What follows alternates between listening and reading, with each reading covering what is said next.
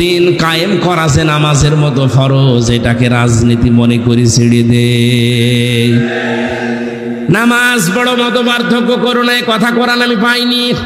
রোজা রাখো মত পার্থক্য করো না, এটা পাইনি। হজ করো মত পার্থক্য করো না, পাইনি। যাকাত দাও মত পার্থক্য করো না, আমি পাইনি। কিন্তু এইটা পেয়েছি, আন আকিমুদ্দিন ওয়ালা তাতাফাররাকু ফি। দিন কায়েম করো, এই বিষয়ে কোনো মত পার্থক্য করো না, কোনো ফতোয়াবাজি করো না। অথচ এইটাই যত রকমের ফতোয়াবাজি বাংলাদেশে হয়। দিন কায়েমের ব্যাপারে কোনো চিন্তা ভাবনা ওর নেই, নামাজ পড়ে যাচ্ছে একেবারে 5 ওয়াক্তের জায়গায় 8 ওয়াক্ত মিলে। অথচ দিনও যে নামাজের মতো কায়েম করা ফরজ, এখানে কোনো পার্থক্য চলবে না। এইটাও বোঝেও না, বোঝাতেও চায় না, মানুষকে বুঝতেও দিতে চায়।